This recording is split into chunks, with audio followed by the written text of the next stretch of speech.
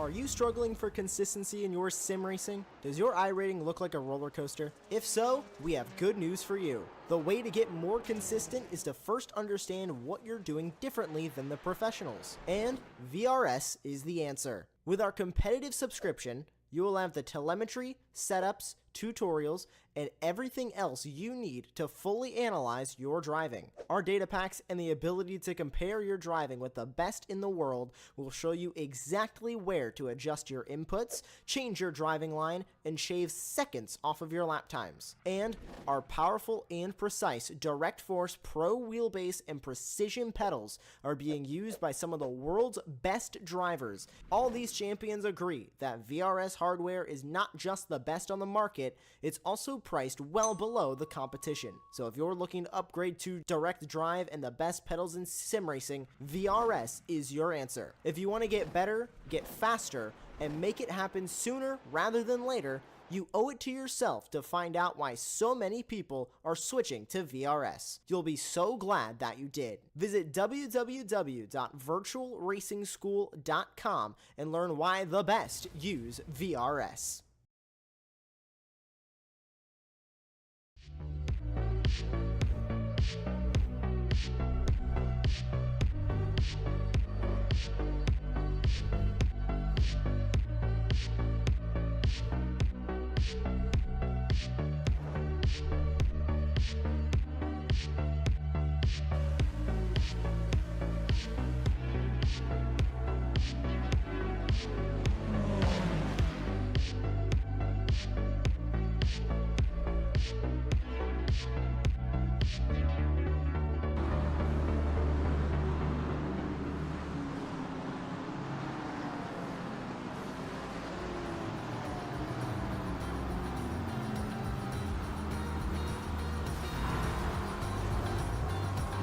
Well, hello and good evening, everybody. Welcome back to Apex Racing TV, and welcome back to the Evolution Sim Racing GT3 Championship. This is round number 8 of the season, coming to you tonight from Fuji. My name is Ron Mullins. Alongside me in the commentary booth is Aaron Smith, and in the virtual production hall we have Joshua Wilkie. Tonight we're set for one final 1 hour long race from this season, a race which will have very big championship implications. Off the back of the drama at Watkins Glen just 1 week ago, there's a lot at play with double points up for grabs and a decent amount of drivers who are hoping for a late season comeback. But this track is a tough one, and that challenge is going to be made even more evident by the fact that we've got some rain in the air today. I have a feeling, Aaron, that this is going to be a make or break race for a decent chunk of the field. So what are your thoughts heading into the last 1 hour long race of the season? Well, I'm very excited, as most of you blessed with the gift of sight, you can see on your screens that it is currently raining. And we hope that that continues into the coming sessions, as that's really going to spice things up. And well, judging by the practice times, it already is. The field is all over the place. We've got different drivers who haven't really been in too much contention this season. Fairly up there. I mean, some of the ARMs are doing really well. You've got Robin Noel Brown, who's up there in 7th overall. Stefan Donnelly as well, who's been struggling in that Lamborghini, is up there in 6th. Some drivers really get into grips with their cars around this track in the wet. And if that continues into the race in the qualifying sessions, then we are going to have a fantastic hour race on our hands. The strategy as well going to be very, very crucial if there is going to be a crossover point, which I believe there is going to be. So that's going to be oh so important. And then other drivers who we're used to seeing relatively up there, Ryan Oaten's being one of them, really struggling today in that Ferrari. I've seen him spin a couple of times already in this session as we were watching it, and currently in 10th, nearly 2 seconds off of Lucchesi's time at the moment. And we'll see, as we always know, that practice times don't necessarily translate well into qualifying or race, but they give us at least a decent idea. But yeah, it looks to be an interesting one. And like you said, it could be a make or break race for some people. Yeah, it certainly will be double points on offer for these 1 hour long races, and as we have mentioned thus far in this show, this is the last of the 4 1 hour long races that we've had from this season. The rest of it from now until the season finale in about 2 weeks' time, all going to be those duo of 30-minute long races, which, bearing in mind, incredibly exciting with their own unique twists and turns. But these 1 hour long races, Aaron, I don't know what it is. They just have so much flair to them that I really like.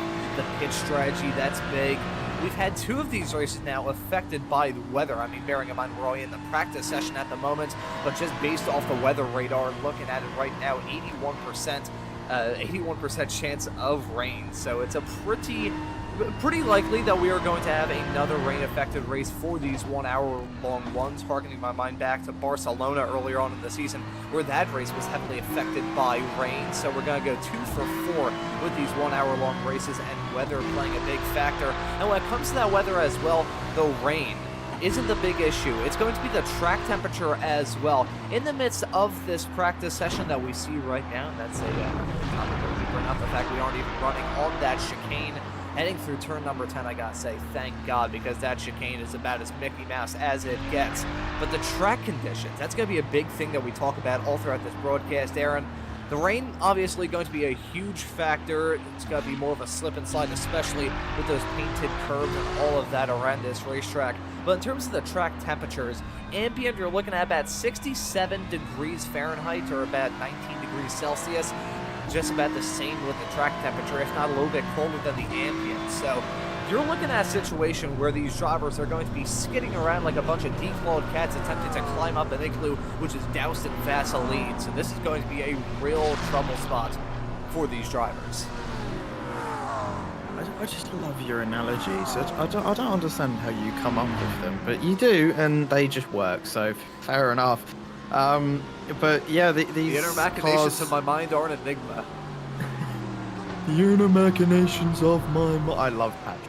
I quote him on a daily basis. It's so just Finland. I apologise, but anyway, back to the topic at hand.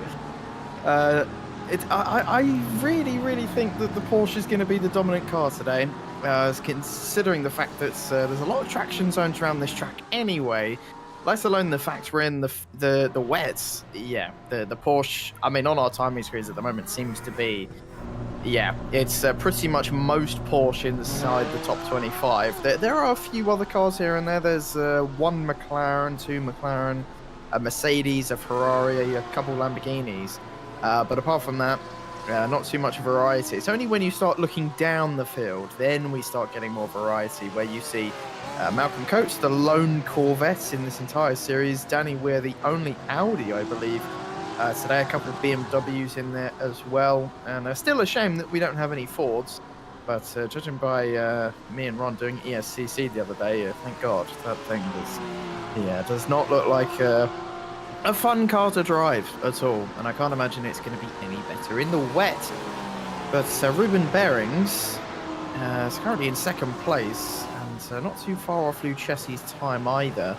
Seems to be on a bit of a late season comeback and been doing well the past few rounds. Denobrega at the moment about half a second off Lucchesi. So, well, he of course has a big championship lead now. I believe it's around 30 odd points. Yes, 33 points in total, because Lucchesi just has lost his consistency over the last few rounds. I mean, you know, ever since Catalonia, it's 4th, 7th, 3rd, 6th, 5th, 10th. And since Catalonia for Denobrega, it's been 13th, 3rd, 1st, 5th, 7th, and 2nd. So he's just grabbed those big points just a little bit more often. It's really paying off for him now. As, yeah, 33 points, quite a big gap with only 5 races to go in total, 5 more chances to get those points. And don't forget, Ryan Otins, that consistency been keeping him in the fight. He's about 25-ish points away from Lucchesi as well. So, I mean, judging by today, he might not get those points. But still, we've got some championship discussions on our hand. That we certainly do, Aaron. The three classes that we have from this series, the Elite, the Premier, and the Evo categories, have been fantastically exciting to follow all throughout this season. You brought up the Elite Championship situation. The deal is 33 points separating the two RDSA esports teammates of Trishan Denobrega in the championship lead and Luke Lucchesi running in second. Lucchesi, he kicked the season off being the more consistent of the two. As you pointed out, things have kind of swapped the other way. Lucchesi, ever since the 6th race of this season, has had finishes of 4th, 7th, 3rd, 6th, 5th, and 10th 1 week ago at the 2nd race at Watkins Glen. Got involved in some incidents that really weren't of any of his own doing. Danny Lee kind of pitched him into a spin hang through turn number 1, incident that Lee took responsibility for, and then it was a crash in front of him. Lucchesi got involved in that. But regardless of where that falling anvil came from, he was the one that still got struck by it, and that's a problem that Lucchesi finds himself in at the moment. Really coming into this last 1 hour long race of the season, it's not official, however, as we see a McLaren spinning off the track and having a collision coming out of turn number 14. Getting back to the point I was going to mention is, in terms of those two, you can't win or lose the championship here today, but really, if Denobrega finishes ahead of Luke Lucchesi, we could really say that he already has one hand or even just a couple of fingers on that championship trophy here for this season. But if Luke Lucchesi wins it over Denobrega, that may be, it won't be a swing of momentum completely in the other direction and give Lucchesi the championship lead. However, that would be a pretty big amount of inroads made in terms of that 33-point gap. So that's something we definitely have to keep our eyes on come time for this 1 hour race that we have coming up. The GT3 Premier standings, on the other hand, bit more spread out. Brecht Bearings, the DDK by Eagle Speed Academy car, he has been dominant as of late in this season. He's off the back of 3 straight victories, and even before then he had 2 straight second-place finishes. Matt Hoyland, on the other hand, has been about as consistent as expired mayonnaise all throughout this season. He has some wins. He won the first race of the season, had 3 straight from round 4 all the way up to round 6, and has 1 win at podium ever since. But outside of those wins and podiums, he hasn't finished better than 11th. He's even DNF'd in 3 races thus far this season. So Hoyland, the DXT Magenta BMW, he finds himself in a really big deficit. 62 points in that Premier category. Gotta say, it's not game, set, and match, but I think it's very good for Brecht Bearings as it stands at the moment. The Evo category is also incredibly close. It was a swing of momentum. It started off with Ashley Brooks running really well this season, kicking the season off with 3 straight wins, but then things kind of turned the other way for Brooks. He had some really rough results, a finish of 9th in the 4th race of the season, a finish of 11th 2 races after that, and then a 12th and a 5th a little bit later on in the season. Those are his finishes outside of the podium, but whenever he's been on the podium, he's either won a race like he's done 5 times, or he's finished 2nd in the previous 2 podiums. But Brooks, I mean, he's been slowly getting back to the form that we saw earlier on the season, which is part of the reason why Francois Brendet, leading the championship, is only in the lead of it by 14 points. They're running effectively all by themselves. They're running away with it in the GT3 Evo standings, with Robin O'Brien in 3rd, 73 points back of Brandet. So it looks like it's a 2-horse race in that Evo category. Some really compelling championship fights though, Aaron. Oh, come on, you have to get me as soon as I wanted to eat a tiny bit of my dinner, for God's sake. I'll take command of it. Don't worry about it. So I'll talk these viewers through this qualifying session that we're about to see some drivers set some lap times on. Said I was going to mention it a couple of moments ago, so I will bring it up. Dunlop Corner, turn number 10. Usually it would be a really tough chicane. Seen some drivers come to blows heading through that section in real life and in the sim as well. It's a bottleneck to end all bottlenecks, so very happy that we are running on the chicaneless layout at this track, which was originally meant to be like just like an American-style oval. However, funding couldn't really be materialized. They're getting the hiccups at the worst possible time. Couldn't really get the money to turn this into the oval idea that they originally had. Instead, became a road course and played host to a whole lot of wonderful motorsports events The World Endurance Championship runs here every single year. A slew of various Japanese racing series. Formula One raced here as of late back in 2007 and 2008 were the last 2 times F1 made their appearance here. Both heavily affected by rain, mind you, so a little bit of deja vu with this ESR GT3 Championship. The track is still wet, as we saw the sliding from Victor Van Ziest. That was coming out of a very challenging bend of turn number 6, the hairpin. A good overtaking opportunity, but also a spot where drama can ensue. There's turn 10, that is Dunlop Corner. That curb on the inside is going to be a real trouble spot, Aaron. I'm not sure the horror stories that you have with some of the curbs around this racetrack, but from my experience and my experience alone, I have been sent damn near into low Earth orbit driving some GT3 cars around this racetrack. So I think the curbs, even if we were running in the dry, big no-no zone. Well, I have blown up a few engines from running over some of the curbs here, so I think that's all you need to know, to be honest. But luckily, because it is wet, they should be avoiding the normal curbs that you'd use here anyway. So I can't imagine anyone is going to hit those sausage curbs very often unless they make a huge mistake, which, I mean, you could say is probably going to happen at some point due to the fact, well, it's wet and it's Fuji. I quite like this track. I know some people definitely would prefer Suzuka. I politely disagree.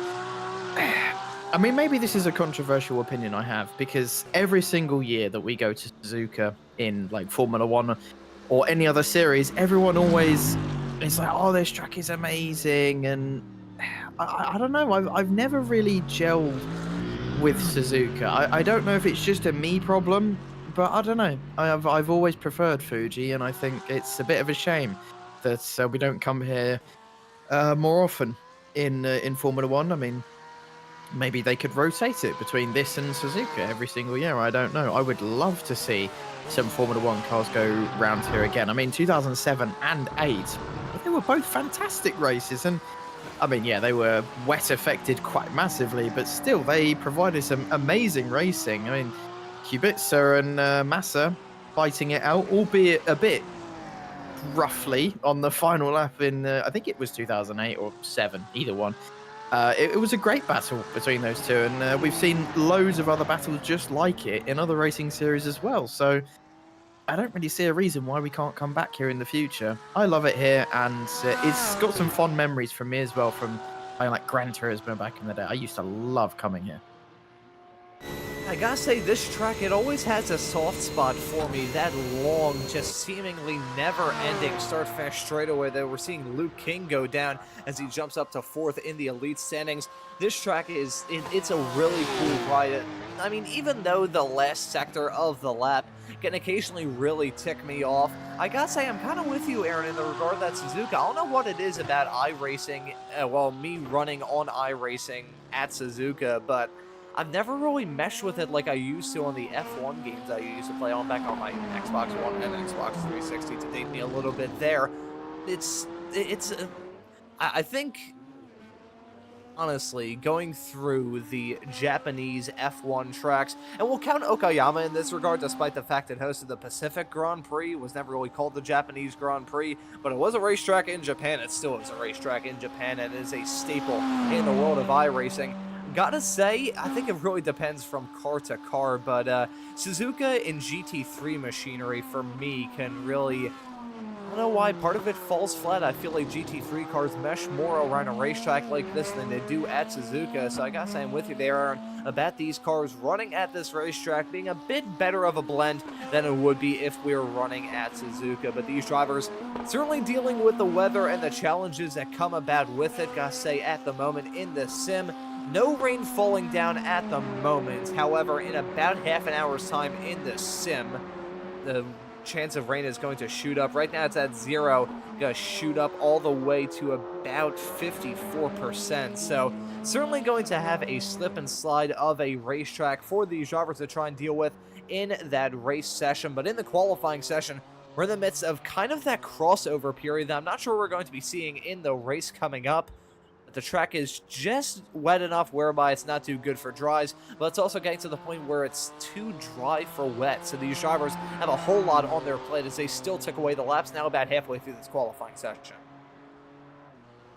I think someone needs to remind Robin Noel Brown that he's in the Evo class because he's in 4th, currently ahead of every single Premier driver and only being beaten by Denobrega, Gortel, and Lucchesi. All three of them have won overall races, whereas Noel Brown has had a bit of an iffy season so far, but is beating most of the field currently. He's done astounding so far. Has other drivers as well. Brandet's doing quite well in 8th overall. Brecht Bearings in the Premier, just behind Noel Brown in 5th.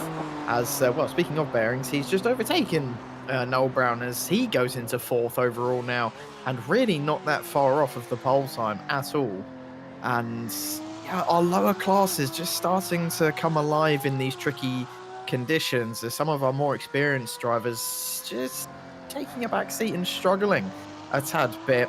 I mean, we saw there for a moment that Matt Hoyland, who's meant to be fighting for the championship, is not doing too well. He's currently in 24th at the moment and 6th in the Premier class. So some drivers really struggling to get the hang of it, and maybe it's the BMW. I mean, I'm not surprised. It's yeah, I mean, look at that for understeer if I've ever seen it in my entire life, through turn 13 there, coming up to the final corner. And this is going to be his final lap in qualifying, so this better be a good one, Matt, if you want to be fighting for the victory today, as he powers his way down one of the longest straights in motorsport. I mean, counting out Le Mans, because that's basically cheating. As he comes across the line, what's it going to be for Matt Hoyland, the man who really does need to step up his consistency game? It is second. It is second in the Premier class, but he is still nearly a second off of Brecht Bearings, who, I mean, to be honest, at this point, Brecht should probably be in the elite class, as he's currently beating Ruben. So he's really on fire today. But, I mean, it's a good lap overall for Matt Hoyland in terms of Premier, but compared to Brecht, he's absolutely nowhere. Yeah, Brecht Bearings just completely in his own zip code. I think last time by he did not improve on his previous best in this qualifying session. That's still going to be enough for the pole in the Premier category as it stands currently, and 4th overall. That is a very good qualifying result for the Belgian driver. Touching back on the point, though, that you mentioned in reference to Matt Hoyland, and maybe the BMW just not liking this racetrack with these weather conditions. Hoyland is currently the top qualifying BMW, slotted at the moment 16th overall. You have to go back to Joe Sparra in the 131 car, qualified in 27th overall to find the next BMW. Only 3 BMWs running out there on the racetrack, with James Hallworth currently through. He is 36th. Overall in this qualifying session. So that BMW seemingly like it's driving around like a used up tube of toothpaste. So I'm not really sure what exactly is going on there with the BMW. Maybe inhibiting the same problem that the Ford Mustang has in terms of just being just a massive chunk of the earth with a V8 motor attached to it and some wings taped on for comedic / visible effect. But I feel like the BMW just does not like these conditions, which is a little bit surprising, especially compared to the fact that Dean Powell and Danny Lee currently qualified 10th and 11th overall in the Mercedes, which has just about the same reputation as the Beamer. I guess you could say at least the Mercedes, you know, it's very good in its strongest point, which is just pure power. And, well, down the straight, that's going to be very, very useful for those lot. And, I mean, in wet weather conditions, you don't really tend to think of BMW. I mean, I can't really think of that many BMWs that are four-wheel drive, and the ones that I can, they're all terrible. So it's not really a car that I'd say, oh, yes, this is good in the wet. I mean, should I be honest about this? Yeah, why not? I pulled away from my friend's house in my Z4 the other day and nearly died. Because it was raining. I'm not even kidding. I was heading for a house, and if it wasn't the reactions of a man in his prime, I would have crashed. But because I'm him, I didn't crash. So as his entire family watched it as well, and apparently they all burst into laughter, seeing me nearly crash into a house. So yeah, As our producer Josh just said, 90% of Z4s are wrapped around a tree. And while judging by when I was looking for one to buy one, a surprising amount of them were either crashed or breaking. So, yeah, I can agree with that one. But luckily, mine isn't one of them yet, and it's still here, and it is a lovely car to drive. And I kind of wish I got to drive the Z4 GT3 in iRacing a little bit more to, connect with my own car a little bit more. But hey ho, that car is long gone, and I don't think any series uses it now, which is a bit unfortunate. But back onto the point I was going to make. Yeah, BMW not really the manufacturer I think of when I think of wet weather. Kind of would think of Audi, mostly, or Lamborghini. Which, to be fair, the Lamborghini doesn't look too horrible today. I say that. They're all doing a bit terrible in this qualifying session. In practice, they looked really quick. So, there's Dennis Collard just about saving it from annihilation, heading into turn 13. And yeah, just a lot of cars really, really struggling here, apart from the Porsche, which is just the story of this season. And that Porsche is just always frustratingly quick for the drivers who don't find themselves with that Porsche as their car in this series. And I gotta say, Aaron, you can consider yourself lucky about the fact that you have something close to your real-life car in iRacing. I don't know why iRacing has just refused to ever add. I guess at that point in time it may have been the Cutlass, the Oldsmobile Cutlass that was used by NASCAR back in the 80s. I mean, they got the line of old Cup cars from about 1987. My car is 1985, so it would be kind of close to that regard. So iRacing, hey, if you're listening to this, which they may or may not be. I mean, I've had some clips that I've been on broadcast with in the past end up on the iRacing Top 10 highlights reel, which, bearing in mind, folks, was very terrifying for me to have happen to me. But hey, iRacing, if you are listening to this, find any sort of way to get an old Oldsmobile Cup car into iRacing. That would be a very enjoyable experience. Although I may be the only person on God's green earth that is possibly asking for an Oldsmobile Cutlass to be slipped into iRacing.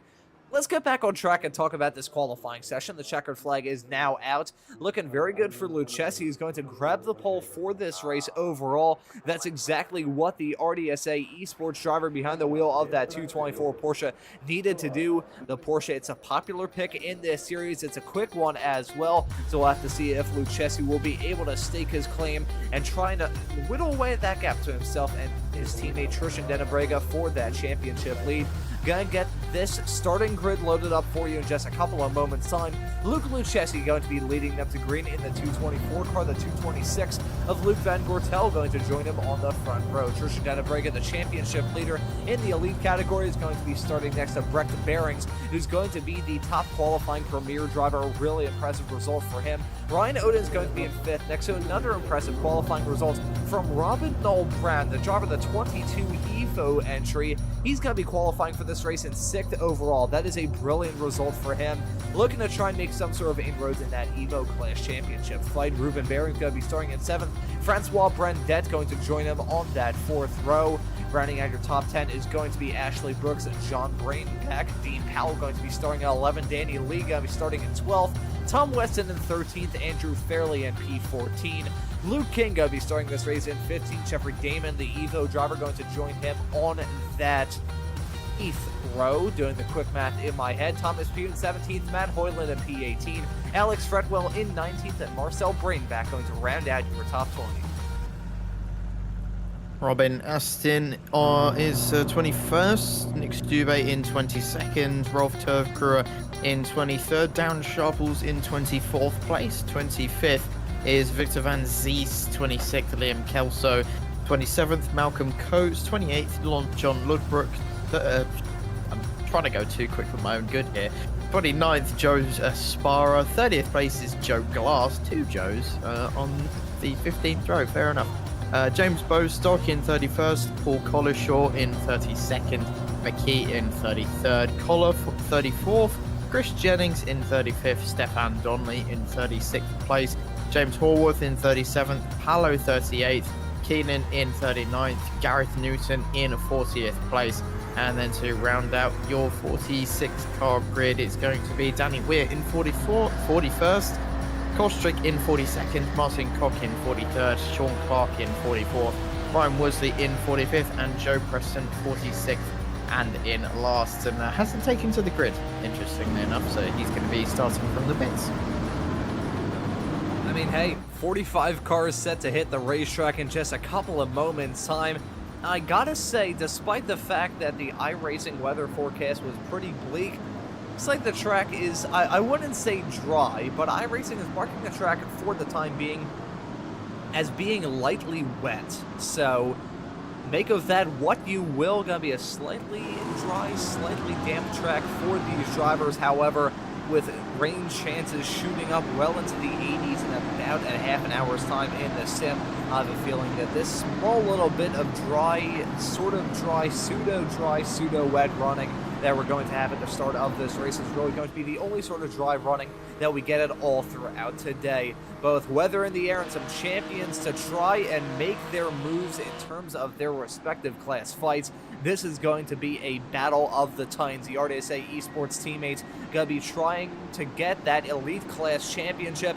Others going to be trying to get a job done to win their respective classes. Saw some cars going off into the pits at the very beginning of this race, so not sure what's going on there, but nevertheless a green flag is out and the drivers are on their way.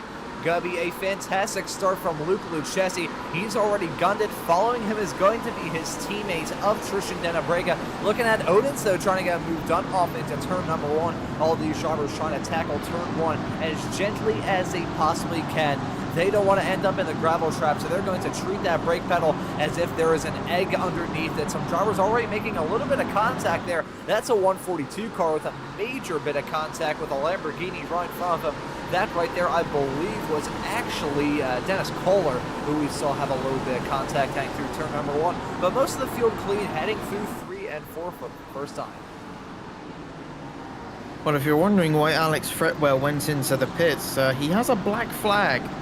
I'm not sure how he's managed to do that before the race has even started. So well done, Alex, for being the only driver I've ever known to accomplish that feat. So he's had to come in, I think, for a drive-through. I'm not 100% sure, but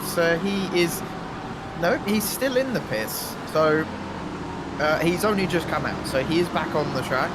I have no idea what he's done that iRacing thinks is deserving of a minute penalty. I have no idea. We're going to have to find that one out at some point, but that's his race pretty much already over, but everyone else still carrying on their merry way. And, well, speaking of everyone else, they've all done a very good job.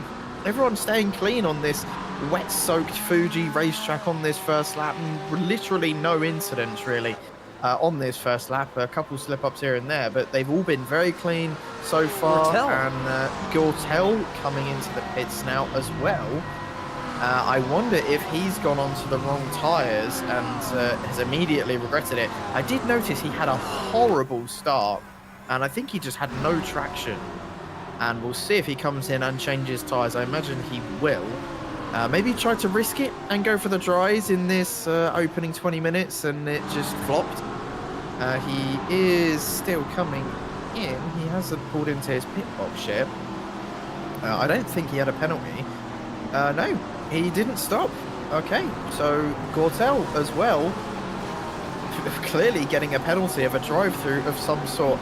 I did think that he was a bit close to Lucchesi at the start, and maybe when the green flag went, he was ahead of Lucchesi. I'm not sure.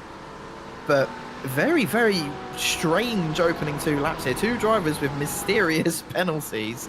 I tried to look for a black flag on Gortel, but I couldn't. Maybe I just missed it as he came into the pits.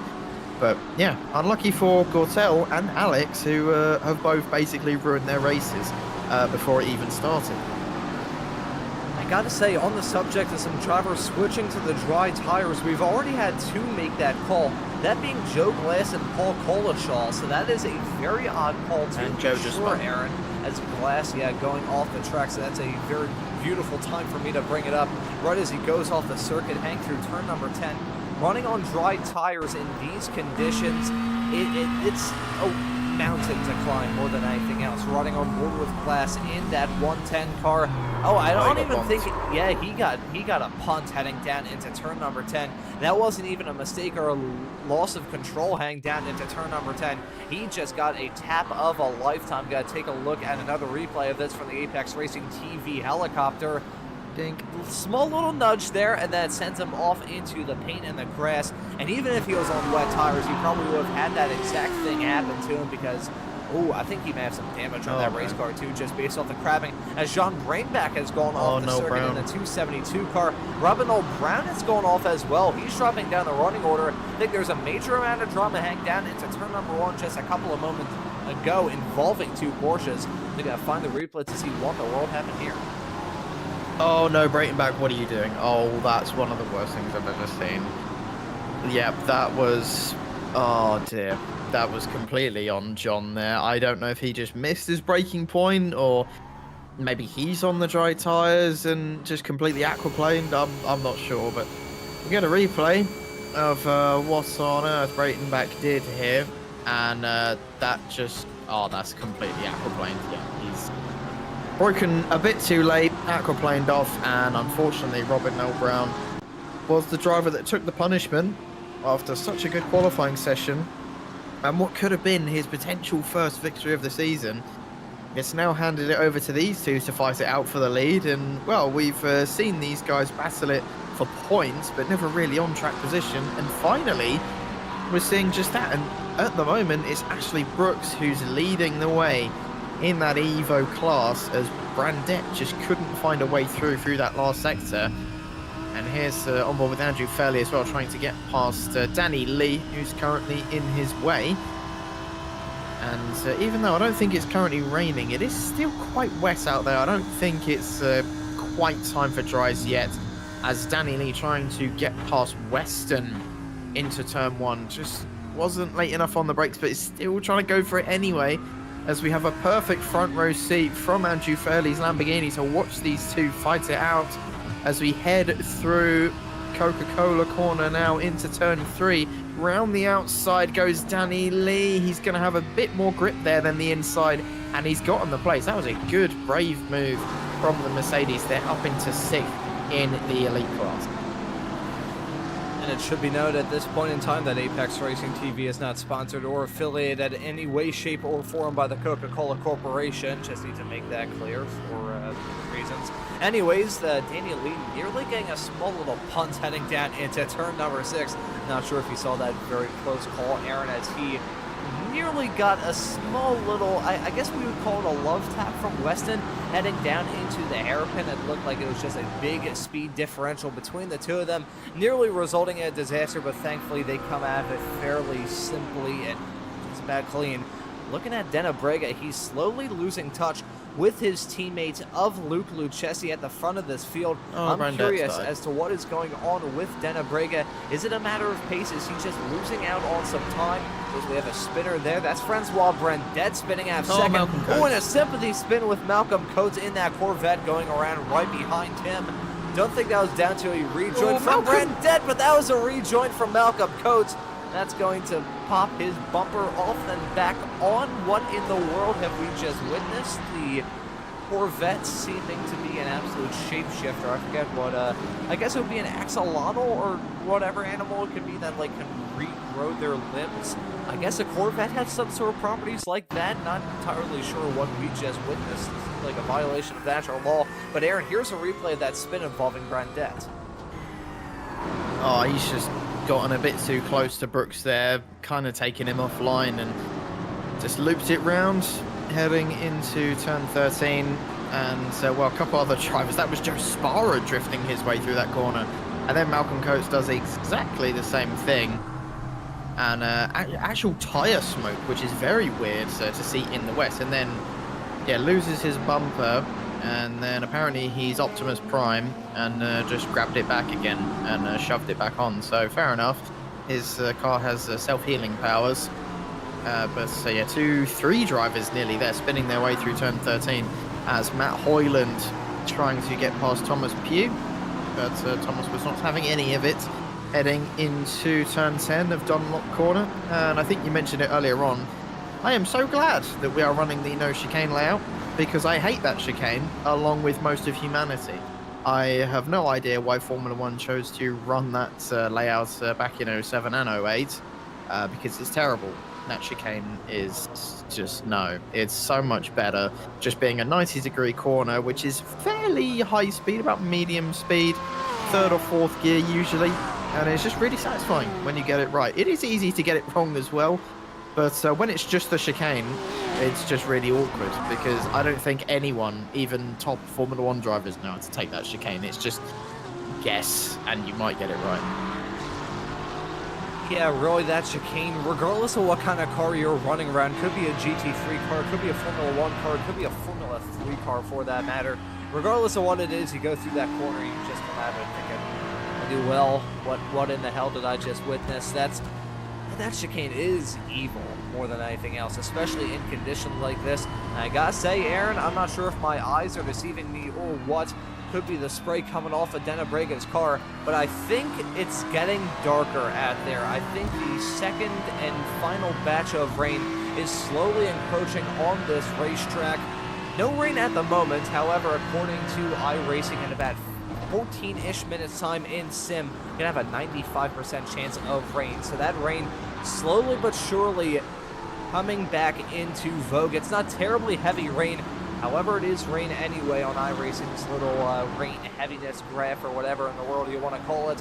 It's marked as blue, which is just about the lightest amount of rain we can possibly have. Speaking of very light, that's how iRacing judges the track conditions right now. Very lightly wet. I think that could be part of the reason why we saw some tire smoke coming off the cars that we saw spun not terribly long ago. This is a treacherous point of this race.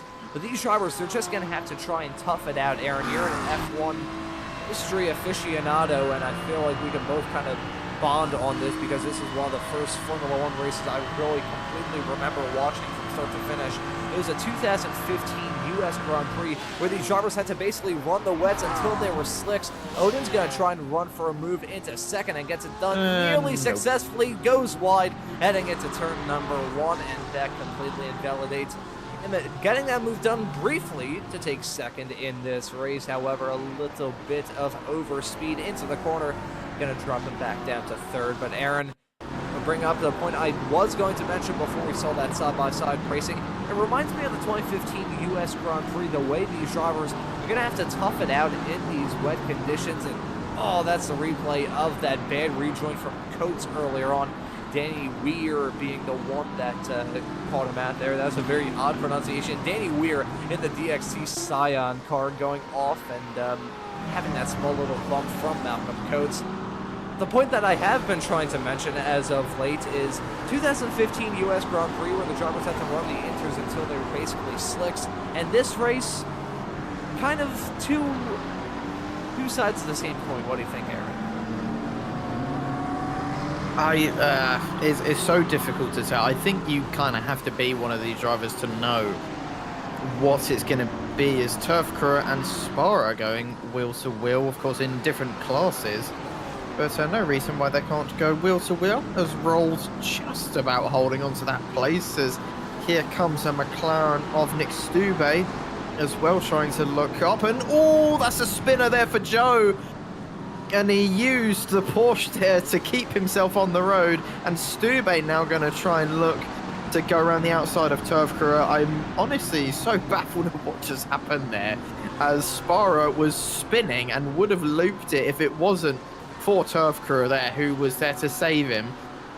And well, we were just talking about the conditions, and I really don't know what it would be at the moment. I think it's right on the edge of being inters or dries. I just think if you're in free air, it would probably be dries. But if you're fighting with other cars, it's probably best to just stick it out on the wets, as that's a little bit deep from Robin Aston. Just about kept it on, as Turf Crew again went a bit deep there, but this time wasn't bumped into by a BMW, hoping to keep it on. As Robin Aston now goes up the inside into Coca-Cola corner, and that was a fairly easy overtake for him, as he now sets his sights on Victor Van Ziest, just about half a second ahead of him. And, well, going on to the point you were making while we watch this incredible replay of Joe somehow managing to keep it on the track, basically bullying Turf Crew to keep him on. Yeah, I remember that race quite well as well. It was, I think I was on holiday in Wales when everything that weekend was going on. I think there were talks at one point of having to cancel the race because of the weather. I think it eventually, obviously, well, what do you mean eventually? Of course it went ahead because we're talking about it. But the one I would compare it more to is Turkey 2020, when that race they genuinely had to run basically on the tyres they were running at the start of the race, because Stroll, who was leading the race, pit for new inters and was suddenly just slower. So that's kind of the example I'd think of, and I think after that race everyone just started calling them intersligs, which to be fair, the way they looked after the race, they basically were. Pirelli, you know, clearly can't do their own job, so the drivers will do it for them. As here is Lucchesi, just we're already lapping cars at this rate, as that's one of the McLarens. I believe that's Chris Keenan who's just gone past, as Otins briefly looked up the inside there into 100R, but into the hairpin, sorry, and nearly got the move done, but Denobrega saw that one coming, and I believe the rain has started falling a bit early now. Yeah, I'm going to take a look to see how it is on the iRacing It's weather 100%. app. Oh my god. Yep, that is exactly right, Aaron. I gotta say, in terms of the, I don't think it's exactly at the racetrack yet. Here we're being at is probably about a couple of miles away, so the weather is coming back, and it's gonna be coming back with a vengeance. The track temperature is still not ideal either. You can see it right now. 20 degrees Celsius ambient and 19 Celsius in terms of the track temperature. Very rare do you see a track temperature colder than the ambient, but we're seeing that thus far.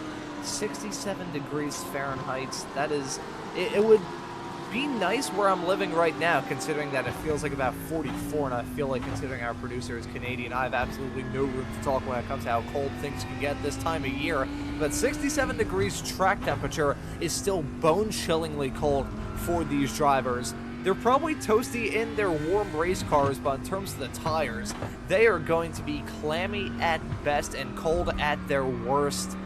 So that's going to add even more of a real troubling element for these drivers all throughout this race, having to worry about the fact that the temperatures on these tires is going to be absolutely freezing compared to some of the other races we've had thus far. I mean, to be fair, you say that, but actually from experience in, you know, doing lots of practice sessions just over the years, 20 degrees actually seems to be the optimum temperature in iRacing for lap time. And I guess it kind of makes sense. I mean, for me, as a Brit, 20 degrees is kind of just warm, you know? It's not cold, it's not hot, it's just, you know, a nice little bit of warmth. Obviously for you Americans it's probably 20 degrees at night and you guys freeze your nuts off, but I mean, for example, currently in the UK it's 8 degrees where I am, and well, even to us that does feel a bit cold. So I think it's just more the fact of how slow they have to go in that last sector, which will be cooling down those tyres. As John Ludbrook is coming into the pits, he's changing his tyres as the wet weather starts to pick up again in this race. And I do expect everyone to be pitting at completely different times to one another.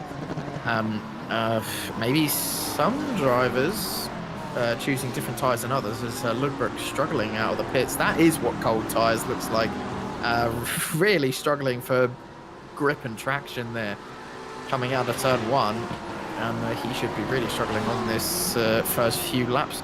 I think maybe the drivers at the start, I think it would have been better for them to go on dries, as Breitenbach going around the outside and a little bit too outside as he nearly heads his way to Okayama as he goes off the track, as most drivers are on the wet tyres, so I guess that makes sense.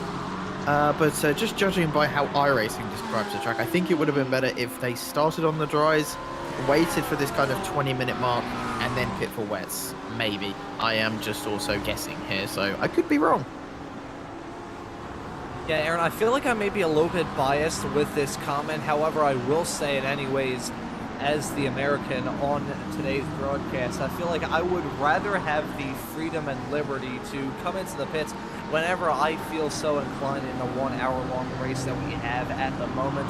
iRacing still marking the track as very light, and even though the rain has now officially come back, have a feeling that it's not going to be until probably about, I would probably have to say, another 10 to 15 minutes before we start to see the track really start to get even more damp than it was at the very beginning of the race. So maybe these drivers just wanting to have that freedom to do whatever they want in terms of the tires, have their preset strategies, because a lot of these drivers already know what they're going to do before the drop of the green flag, knowing what they want in terms of starting the race with a certain level of fuel.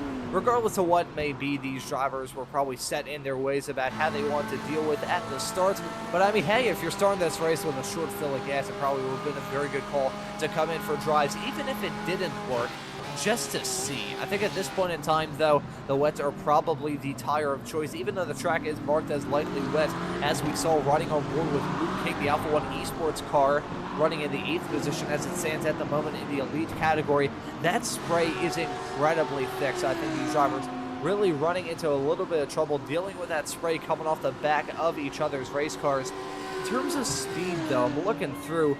Paul Kolashall's fastest lap of the race is currently at a 1 minute 45.15 compared to some of the cars around him that are actually in the 146s. So I have a feeling that despite the fact that he started this race on those slick tires, he may have actually had a pretty good benefit from it. He will have to come into the pits at some point, and most of the drivers setting the fastest laps of the race in all of the categories that we have were doing it on wet tires. But for a driver like Paul Kolashall, who I say this with all the respect in the world, hasn't really been one that we saw battling for wins in his respective class, to be about a second quicker than most of the cars around him at the moment, really impressive. So maybe, for future reference for these drivers, maybe starting a race like this in these conditions in slicks wouldn't be the worst call after all. I mean, granted, you'd have to do a mad amount of weaving on that warm-up lap, but, you know, stuff happens.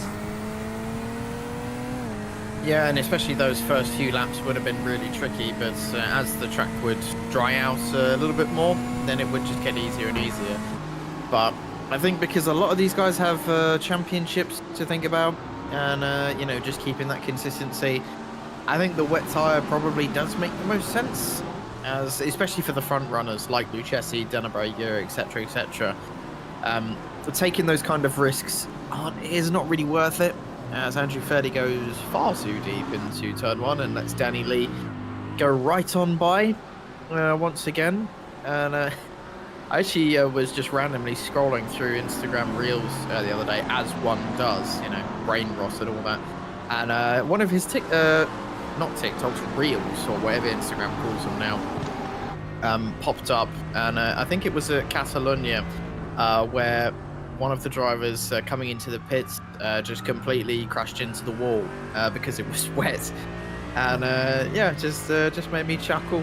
And good to see one of our fellow racers in this series doing well on Instagram, as I think that reel got quite a lot of views as well, and really boosting Danny Lee's profile, so fair play. And who knows, maybe we'll get some more laughs out of today's race. For his sake, hopefully it won't be him. I think Danny Lee has also come into the commentary booth from time to time to be... Oh boy, the commentator's jinx nearly hit a man there. That was sideways heading into turn number 3. You can tell how sideways it was just based off the fact I hit a note that I don't think has ever been hit before in the history of sim racing broadcast. But Daniel Lee nearly getting hit by the commentator's jinx from my colleague Aaron. But I gotta say, Aaron, I've seen some of those videos as well, and he's a tip-top guy. I remember at Montreal a couple of weeks ago, him coming in here to stop the absolute pandemonium of me eating a Post-it note. So I think Danny Lee seems like a nice guy, and I mean, certainly getting some attention with some of the stuff that he's had happen in this series. Who knows, we may see that slide of his end up on a YouTube short or an Instagram reel or a TikTok video, or, I don't know, end up on MySpace or something like that. People don't even use MySpace anymore. I don't even think they do. I didn't even use MySpace, which is, I don't know, maybe dates me a little bit. What in the world have we just cut to? That's Liam Kelso nearly running off to the pit wall, heading down the start-finish straightaway. Looks like he just briefly got a move done on second on Francois Brandet. However, Brandet, the Frenchman, getting back in front of him. That was a 3-car fight in the Evo category, Josh. I think we're going to have to load up a replay, and Aaron, I'll let you take this replay whenever we get it up, because that looked like just pure unbridled insanity. Well, you know, Rubens Barrichello can talk him through this one completely, as he famously got nearly ran into the wall at Hungaroring, I think it was 14 years ago. And Liam nearly did as well, so that was incredibly close. And, well, in fairness, Brandet did just about leave a car's width on the inside. I mean, you know, I think he did actually tap the wall. He did briefly. So I think Brandet was trying to tell him, you know, don't go down the inside. And I mean, technically it worked. Brandet kept the place, but it wasn't very sportsmanlike from the Frenchman. We have seen Francois get a bit aggressive on the defence occasionally this season, and I think we're seeing it once again, as this is the battle for second place in the Evo class. As well, don't forget that Brooks and Brandet were right close to each other at one point during this race. It just goes to show how horrible of a last 10 minutes Francois had, and they're doing it again on the main straight. They're bashing doors. Basically, they can shake hands if you could roll down the windows in these GT3 cars, but for obvious reasons, you're not allowed to do that. They're still banging wheels, banging tyres heading into turn one. Liam a little bit more tentative on the brakes, this time trying to go up the inside. But Francois being very aggressive and not giving him any room whatsoever, as here comes Turf Crewer now trying to make his way into this battle, but smartly chooses to back out. And well, I think Liam could be one of the more controversial opinionated drivers today later on if we have a chance to talk to him, as I don't think he's going to be too happy with Francois' current defensive manoeuvres. I can't necessarily blame him. I feel like if I saw that stuff at a car track back in the day, I probably would have ended up in some sort of fist fight with these drivers. Certainly racing hard, to say the very least. Running effectively in no man's land compared to the leader of Ashley Brooks in that Eco category, 19, coming up to 20 seconds between himself and Brandet. So that is going to be a really impressive result if he can hold on to it. Knowing my like crowd just shakes him, and we're going to see this McLaren either get sucked up into a UFO or hit some sort of barrier in the not too distant future. But the driver of the 19 car looking to try and turn his form around, ran into a rough spell, but he's put on a pretty rousing recovery drive. Andrew Fairley, the ADX Racing Esports Lamborghini, he's now come into the pits. This is one of the first times we've seen an elite driver come down pit lane, and it comes near enough to the halfway mark of this 1 hour long race. So Fairley, the Brit, the first to make that decision to stop. Well, let's see if it's going to work out for Andrew. And well, he's definitely. We don't really need to talk about any tyres anymore, because it's just going to be wet until the end. So that's one thing that we can brush off our shoulders. Is if anyone does come into pit for dry tyres, well, good luck to them. And I will also be looking to send them to a mental health institute as well to see why they love punishing themselves. As Andrew Fairley comes back out into 22nd place, the highest driver at the moment to have pitted, as Danny Lee is 2 places behind, at about 3 seconds behind. So he's done pretty well, and usually I would say that pitting early doesn't really work in iRacing, but who knows, maybe it will work today because of these difficult conditions. And also we must remember that tyre wear is going to be a key factor in deciding this race later on. So a fresh set of wets could be the difference that gets Andrew Fairley those few places that could be important, and other drivers might think about doing the same, as that's a Porsche going a bit wide up ahead. I'm not sure who that was, but just managed to keep it on, as that was Martin Koch, who is now under pressure from Matt Boylan. Yeah, there is Kaka in that 153 car. Let's see if he can withstand this challenge from Hoyland. That's actually James Hallworth there in the DXT Magenta car. Looking at them heading through turn number 10. Cock running wide off into the grass. Not a normal racetrack that we usually see in motorsports nowadays where you got some AstroTurf on the outside. No, it is flat out grass, and that is going to be a slip and slide for these drivers, slipping and sliding around. That right there was Stephen Donnelly nearly running into the back of Hallworth, heading down into turn number 13. You can see these drivers cresting the hill, heading through the final corner of turn 14. That is such a tricky section. Got those yellow anti-cut curbs and anti-running wide curbs all throughout that final sector. You hit one of those. I remember hitting that in the old Audi R8 GT3 car about a year and a half ago in the sim, and I just about went into low Earth orbit, so that really shows you that those curbs are not an iRacing's best friend at all unless you're running in one of those stadium super trucks. Then you may try and risk it. Otherwise, those are an absolute no-no zone. Robin Aston, he's now coming out of the pits, running 10th at the moment in the Premier category.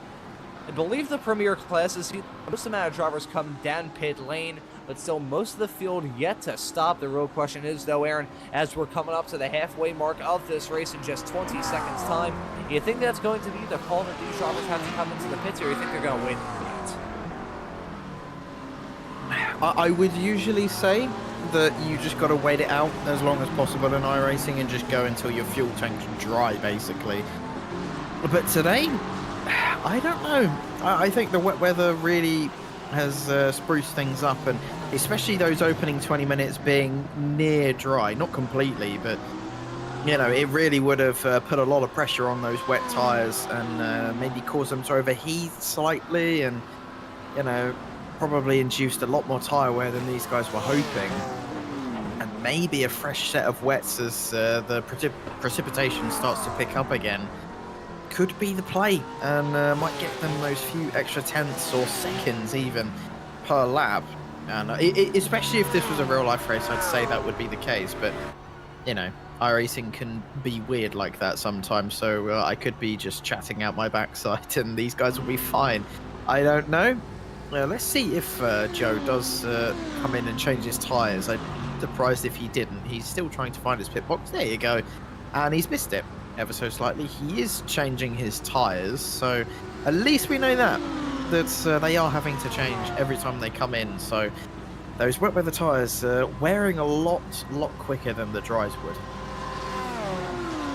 I gotta say, seeing Sparra overshoot his pit stall a couple of moments ago, that just about summarizes the way his season has gone thus far. He entered this as the reigning Premier champion, but things have just gone cataclysmically wrong for him, running a little bit farther down at the moment in the Premier category, hoping for some sort of turnaround in that BMW, but as we saw in the midst of the practice and qualifying sessions earlier on, the BMW is certainly not the popular pick for these drivers and not a car that we have seen contend for a race win in conditions like this. Look at some more drivers coming out of the pits here. Dennis Kohler in the 142 Privateer Mercedes. He's now rejoining 10th at the moment in the Premier class, but this is the first big trickle of drivers that we have seen come down pit lane. Liam Kelso nearly going to be side by side with Stephen Donnelly as they exit the pits. Looks like they are going to be line astern. Got some traffic to deal with as well. You can see that's a 68 car trying to keep Kelso nearly off into the dirt. So the 68 car, I'm not sure who that is in that Porsche. That is a very close call. I believe maybe Clark. He's mega slow coming out of the corner though. Not sure what in the world happened, but to Sean Clark, the DXT Emerald 68 Porsche, very slow on exit. That was, I'm not sure if he really knew the fact that Liam Kelso was exiting the pits right around him, but either way, that was definitely a hair-raising moment. This stop coming out of the first and second corner, though, that's what bugs me. Why it looked like he just slammed on the brakes heading through the kink of turn 2. Aaron, do you have any idea what may have gone on there with Sean Clark? No, not really. This is the thing, is, you know, sometimes drivers do weird things, and maybe there was an outside issue that we have no idea. I don't know. I'm a bit lost, like I imagine most of you people are, but he's still there, as are the drivers around him. But yeah, it's just one of those weird incidents that yeah, just happen. As here's Francois Brandet then, who he was fighting with Trav Kura, and that's not how you take turn 1. Yeah, that's probably how you used to take turn 1 back in the day, as you mentioned earlier on. They initially wanted this track to be kind of like an oval, and unfortunately that didn't end up happening. Or actually, fortunately, as unfortunately I can't see this replay, so Ron. That was a big spin for Robin O'Brien. That, I believe, was coming out of the hairpin of turn number 6. That corner is so tough, especially in conditions like this, because it feels like the exit goes on forever, because you're still turning, heading out of the corner. Then you have to deal with the kinks of turn number 8 and 9. Then you're finally going in a straight line, and you get about 1 second of enjoyment with that before you have to slam on the brakes. Who was that in a BMW that I think I just saw stopped by the barrier coming out of turn number 10? Not sure who exactly that was. I believe it may have been a BMW. Not entirely sure. Those we're seeing a side-by-side fight with Darren Sharples battling hard with the 131 car. Here's Warren Kaka in the 153. He's joined in the pits by Jeffrey Dahman in the DDK by ES Academy. McLaren running 15th at the moment in the Evo category. Not sure what happened there, though, with that BMW. My eyes may have been playing tricks on me. Certainly wouldn't rule it out. My eyes rarely, if ever, work as eyes. I've joked on many occasions that my feet would work better as eyes than my eyes would work as eyes. Side by side now is Darren Sharples. A little bit of contact, I think, heading through into the braking zone of turn number 1. The car that's on his outside, you can see him right now. That is the 131 entry of Joe Sparra. So it looks like those two in that small little sparring match. It looks like it's going to be Sharples holding on to that spot. Sparra running 5th at the moment in the Premier category. Both of these drivers running 26th and 27th at the moment overall. And some drivers continue to shuffle. I think Ashley Brooks may have just come down pit lane. That or he lost out on a little bit of time for the lead in the Evo category. At this point, we're still in the midst of this pit cycle.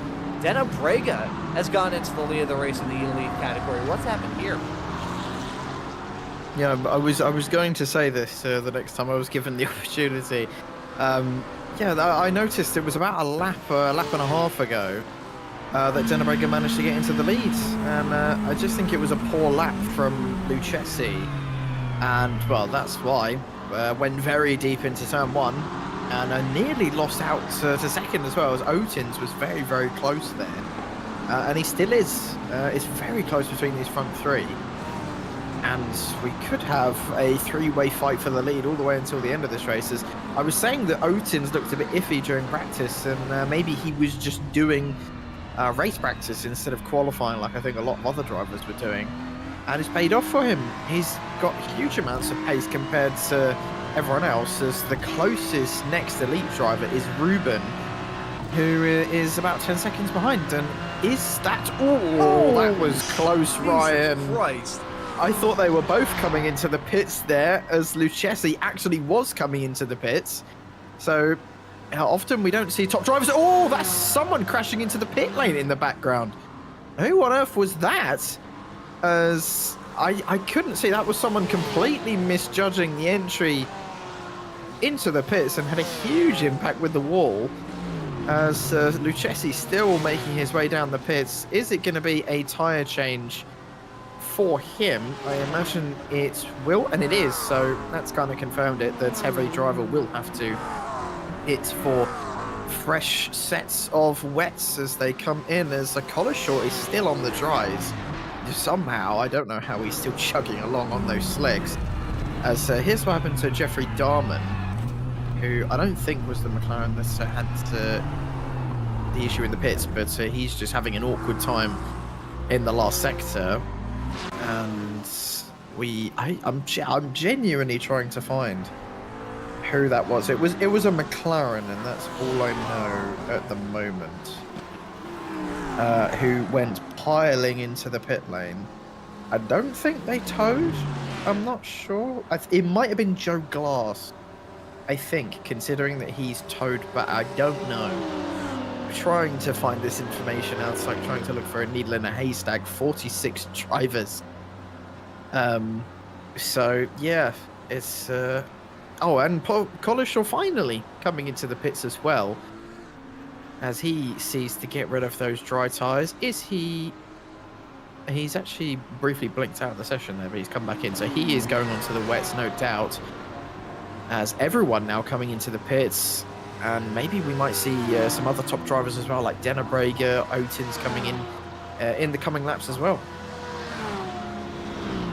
Yes, I just took a look at a independent replay trying to see what happened here, and you are correct, Aaron. It was Joe Glass hitting the pit barrier, was trying to come into the pits, braked on the striped line, entering pit lane, and then after that just lost control, hit the front end, and completely wrecked his race car. So as I get everything synced up on my end again, Aaron, I'll pass things back off to you. Well, at least that does confirm it, and yeah, that's a fairly easy mistake to make. Luckily, this pit lane is fairly simple, as Luke King briefly missing his pit box there. Not surprised that a lot of drivers are missing their pit boxes today. Very slippery in the pit lane, of course, and on worn wets, some people also on slicks, as I'm hearing a lot of rage currently in the voice chat. I'm not currently sure who it is, but some profanities being used as well. So Alex Fretwell being one of the drivers. So clearly something's happened to Alex Fretwell and someone else, as I can't see this replay, but judging by your reaction, Ron, something very close with Lucchesi. Yeah, that was the incredibly close encounter with Lucchesi nearly getting run into the back of by Odins on pit entry. I just barely saw in the back of shot the incident with Joe Glass entering the pits.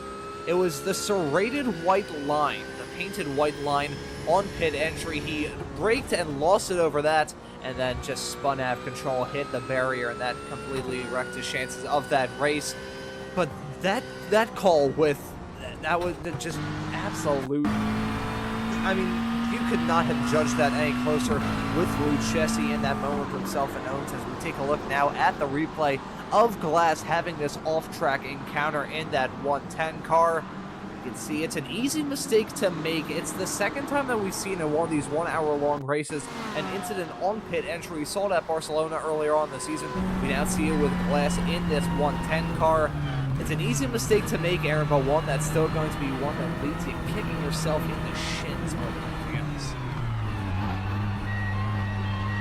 Well, it looked like a fairly hefty impact when I initially saw it, and clearly hefty enough that he's had to tow back.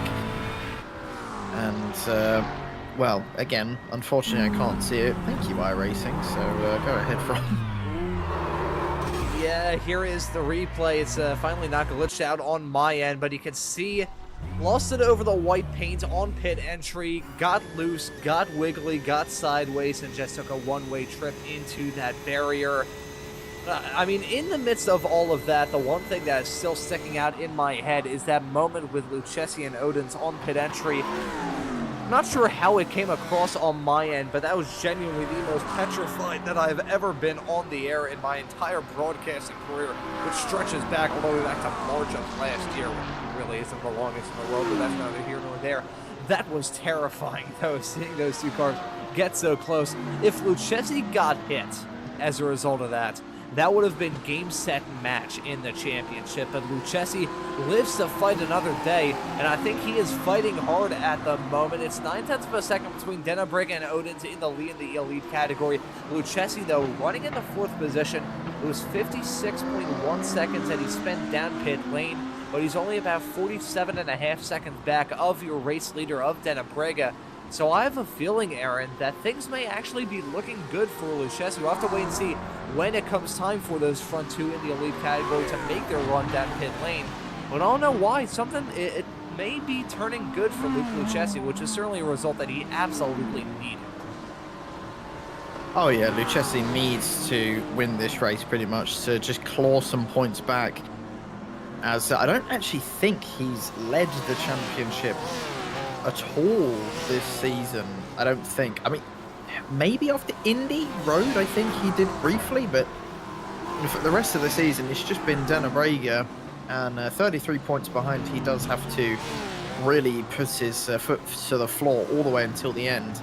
And I do hope that we can see that Joe Glass replay one more time, because iRacing just didn't want to show it to me for some reason. But I will be able to see it now, luckily. And for those of you who missed it as well, you can have one more look at Joe Glass just messing things up as he came into the pits. As luckily we haven't seen too many other people do this, as just a tiny bit out of shape, and then that was a huge impact into the wall. And perhaps just set his brake bias way too rearward. And also, like you mentioned, Ron, got onto the slippery painted lines. One tiny mistake and it's all over for Joe Glass. As Nick Stube as well has had an incident. That's through Coca-Cola corner. Nearly saved it, but just going loop-de-loop. Slight touch for the barrier. I think he'll get away with no damage, but that's definitely not what you want to be doing at this stage of the race, as Denobrega and Otins are just trading little tiny mistakes. I think Otins briefly led, and when I say briefly, I do mean for like 0.3 of a second, as I think he tried to go for an overtake, but just messed it up. But they're going... I think Denobrega is struggling a little bit, as he's not going as quick as I think he'd want him to. So this is what I was talking about, where Otins tried to go for the lead of the race, but we've seen this so often today. Drivers trying to go for it into turn one and just go that tiny bit too deep. And that's how Ryan Otins lost the lead after gaining it for, well, 0.3 of a second. I gotta say, Aaron, I think there is a rhyme or reason as to why so many moves into turn number one have been entirely unsuccessful. Anyone who's ever driven in the rain, either in real life or in the sim, knows that usually don't want to run on the racing line when the track is damp. You got that rubber built up there. The asphalt's a little bit polished, even if the racetrack's completely green. So you just don't get a lot of grip on the racing line. And down this start-finish straightaway at this racetrack, as you see it on the grid, there's so many tire marks on the starting grid and also into turn number one from some drivers locking up over the years. So there's a lot of rubber laid down in the braking zone at turn number one around this racetrack. And I think that could be part of the reason as to why we've seen so many cars try and go for a move off into the first corner, outbrake themselves a ton, and have moments like that happen. My mind harkens back to Sean Brain back in that moment we saw earlier on in the race with himself and Robin Noel Brown.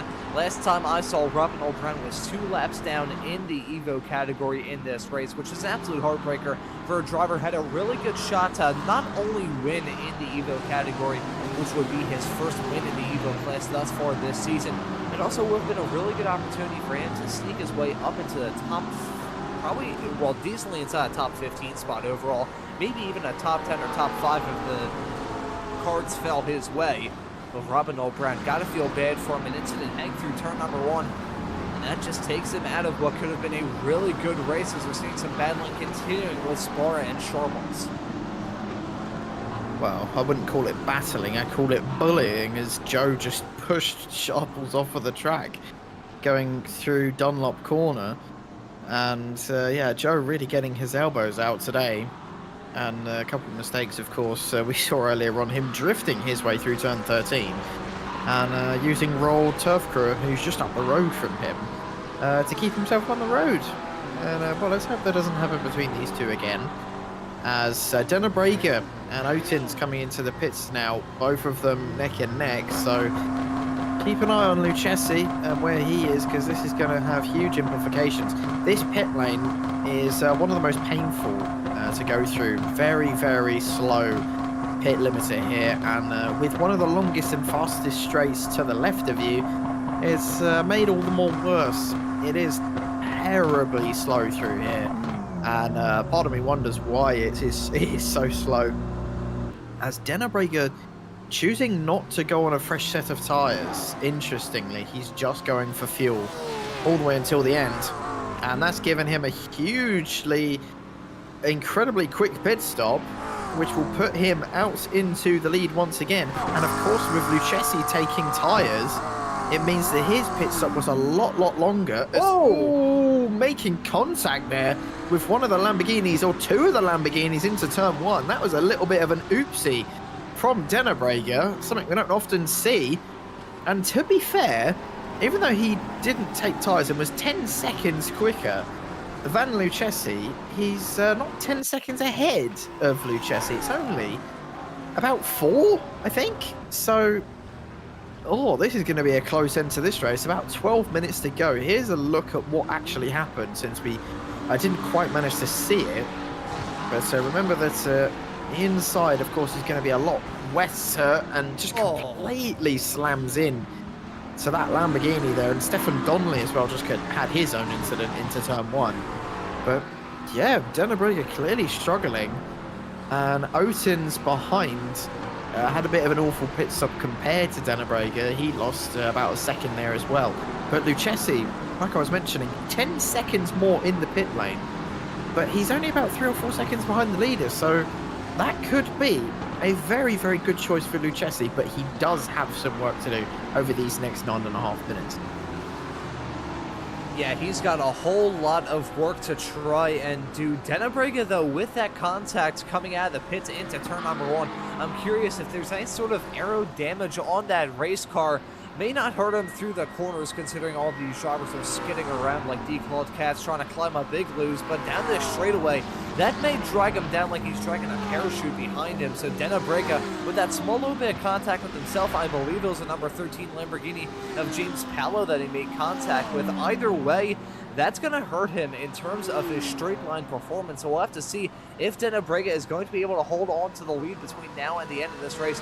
Coming up in exactly 10 minutes time, Ryan Oden's in that Ferrari between the two RDSA esports drivers of Denobrega and Lucchesi. Oden's is going to be Denobrega's best friend. Lucchesi, on the other hand, I'm curious how differently things would go in this race had he not made that call to come down pit lane and take those tires. It's a double-edged sword in terms of that discussion, because at the same time, well, if he spent 10 seconds less down pit lane, he would be in the lead of this race, and quite comfortably so as well.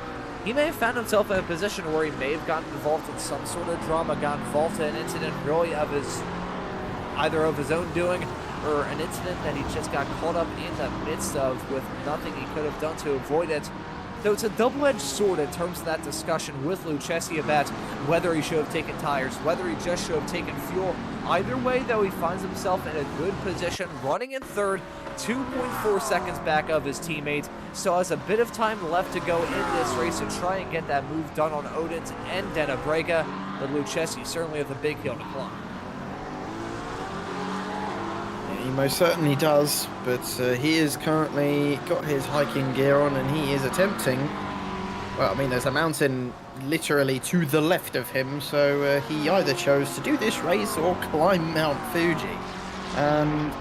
Well, I don't know what one would be more difficult at this rate. You know, 2.5 seconds with about 8 minutes to go in this race. It's not an incredible amount of time, but when you've got some very competitive drivers ahead of you, that is a bit of an ask. As here's James Bostock. This is at turn 13. We've seen plenty of incidents here today. And there's another one. And smartly, James chose to brake as soon as he saw that one coming. With one of the Lamborghinis, as yeah, the Lamborghini really not coming alive in this race at all. It does seem to be a bit of a pain to get the hang of, as we're going 3 wide now down the main straight, and I can imagine James probably managed to keep a hold of this 9th place, as he never mind.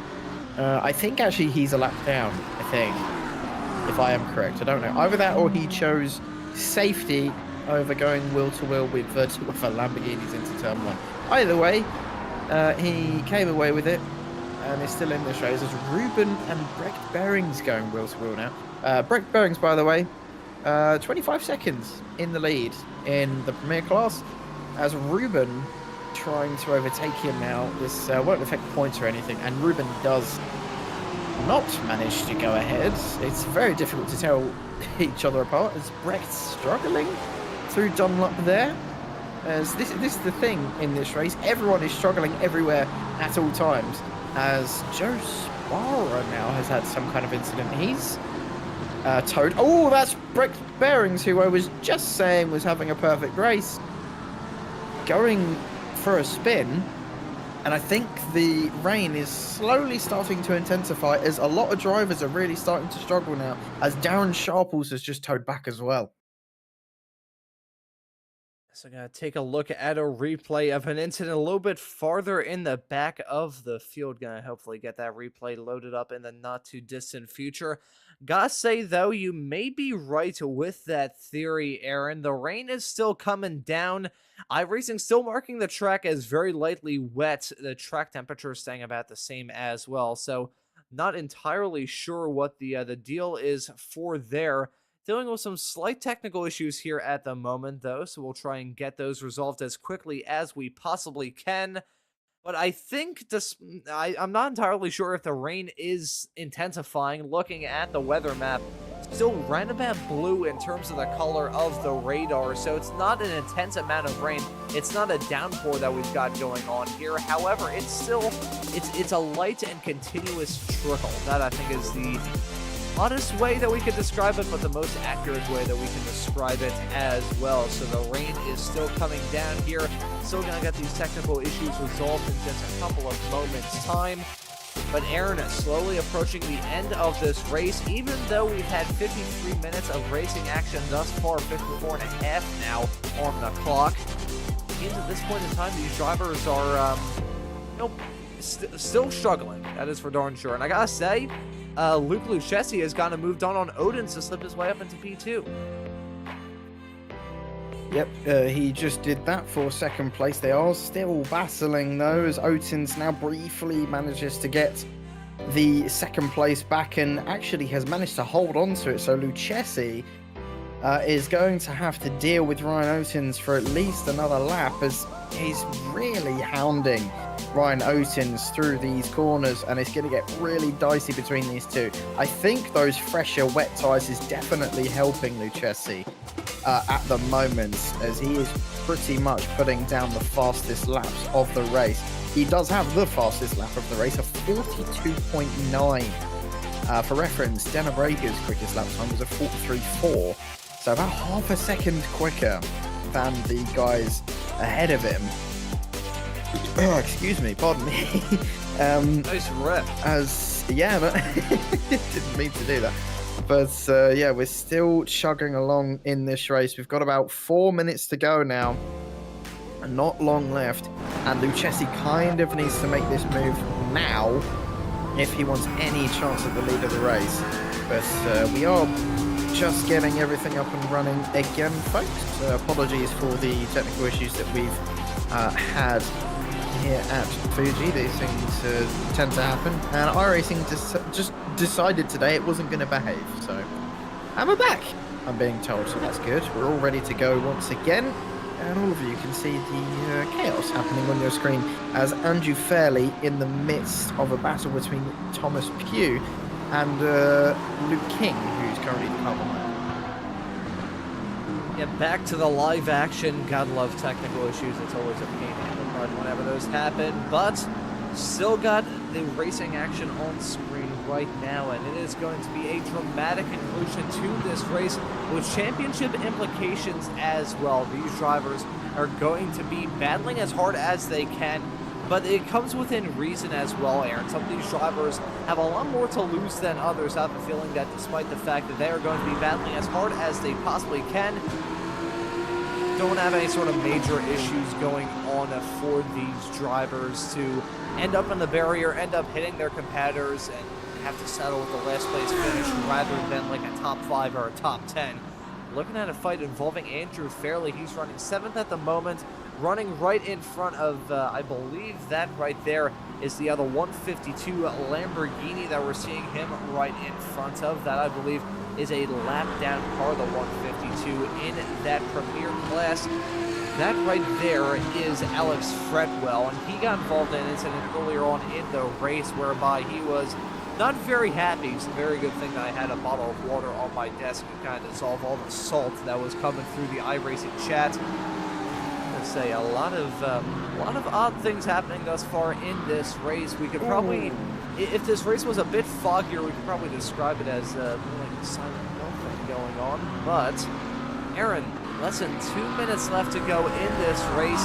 Denobrega, I think, shook off the challenge from Odins and Lucchesi, as that gap between himself and Odins is now pulling out to about 3 seconds. Looking very good for Denobrega, and if he pulls out this victory, that would be huge for him in the championship fight.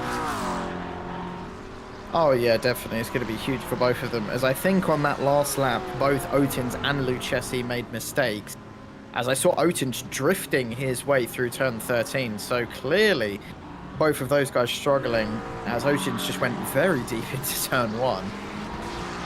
It's just been a very tricky race here at Fuji for everyone. And even, like I said earlier on, the top drivers struggling. That's when you know it's really hitting the fan. As, well, sometimes things don't change, as Brecht Behrens still leading the way as we head onto the white flag. And this will basically confirm his championship, because he will have such a big lead at this point. That I don't know how much Matt Hoyland will be able to do in the final few races. As we cut back to Robin Aston as well, he's currently fighting one of the Porsches. That's Luc Van Gortel. This won't matter for points, but I guess it will be nice to finish ahead of another driver. But Robin done very well in this race. I don't know if he's gotten a podium in the Premier class as of yet this season, so this could be the first time he finishes on the podium. I'm going to quickly see if I can have a look and see if he has finished on the podium. I don't think he has, so this could be a first podium for Robin Aston. He has just been very silent and very easy this race, but as you can see in the background, Denobrega finishing this lap extremely quickly, as he has done throughout this entire race. Checkered flag coming for Denobrega as he wins here at Fuji. That's a huge chunk of points that he will gladly take to the bank. A very impressive drive from Ryan Otins as well. Finishes ahead of Lucchesi in 3rd place. And, well, the South African in 3rd is surely going to be kicking himself that he took those tyres. What different story could it have been if he had just stuck with it? Who knows? And it's just more points for his teammate. And really, it's one hand on the trophy for Denobrega now as we head into the last 4 races of the season. As Brecht Behrens comes across the line to win in Premier, he also puts one hand on the trophy for himself. Ashley Brooks as well, getting the win in the Evo class for the first time in, well, what feels like forever. And actually, that's going to be a huge day for Ashley Brooks, as Brandet really didn't have a good round at all. It could have been worse for him. And potentially, Ashley might have retaken the lead in the championship. I'm not quite sure. We'll have to wait and see for the points to be updated next time around in 1 week's time. But wow, a very, very weird race to be sure. Lots of weird incidents, a few crashes here and there, and a lot of drivers struggling here at Fuji. But we got a very, very entertaining race out because of it. I think Andrew Fairley may be a little bit upset. That, I believe, was a driver of the Lamborghini who just saw going Mach 10 compared to his competitors on the cooldown lap. But a very odd race to be sure, but a very influential race as well. Denobrega with that win in the elite category. That is going to grow that 33 points between himself and Lucchesi even more. So that is going to be a huge swing of momentum for the ODSA esports driver. Denobrega already a past champion from this series. Luke Lucchesi, on the other hand, the reigning 2-time series champion here from the Evolution Sim Racing GT3 Championship. So we'll have to see the Battle of Titans continue between these two racers. After tonight, only have 4 more races and 2 rounds left to go. That, I believe, was one of the Behrens brothers going for a spin on the cooldown lap. Not sure what in the world that was, heading into turn number 12 just a couple of moments ago. They're slowly bringing these cars back to pit lane. Lucchesi in 3rd, I think, as we see another, I believe that may have been another one of the Behrens brothers spinning coming out of turn number 14. But Lucchesi, this is not the result that he had in mind at all. This is the result that Denobrega had in mind for sure. That's going to help him extend that gap in the championship. So that's going to be a big storyline that we follow when the series returns here on Apex Racing TV in 1 week's time for the 9th round of this season at Sebring. But that's just one of the classes. The Premier category, with that performance, I'm pretty sure direct bearings, I don't think he completely has it yet. Keyword being yet, I believe though he'd probably have a very good shot to maybe even seal the deal at Sebring in just 1 week's time. Certainly not very quick on the cooldown lap, though. I think he just spun off and hit the pit garages, so lots of odd things going on for him. It's a good thing to get those accidents out of the system during the cooldown lap rather than during the race itself. And even in that Evo category, Ashley Brooks doing wonders, finishing in front of Francois Brendette, I believe finishes 4th in class. That's going to be a big momentum swing in the Evo Class Championship fight as well. So a whole lot of storylines that we're going to keep in mind when the series races at 2 awesome American tracks, Sebring and Laguna Seca, to bring the season to a close. But here at Fuji, it was a brilliant performance and a champion's drive, shall we say, from Trishan Denobrega. He ends up victorious, 4.5 seconds in front of Ryan Odens in P2. Luke Lucchesi going to round out your overall podium in 3rd. That's going to be Dean Powell in 4th. Ruben Behrings finishing in 5th. Brecht Behrings going to finish in 6th, the top of the Premier drivers. Really doing himself a whole lot of favors when it comes to that Premier Class Championship fight. Finishing P7 overall is Thomas Pugh in the McLaren. Ashley Brooks wins it in the Evo category with an 8th place run overall. A very solid and impressive performance for the driver of the number 19 car. Luke King, the South African, going to finish in 9th. Matt Hoyland going to round out your overall top 10. And looking through the rest of the drivers that we have outside the top 10, we have Rob McKee in the number 17 DXT Scion McLaren. He's going to finish in 11th. Andrew Fairley in 12th. Daniel Lee finishing in 13th, Luke Van Gortel in P14, Robin Aston in 15th, I believe getting a Premier Class podium in the process.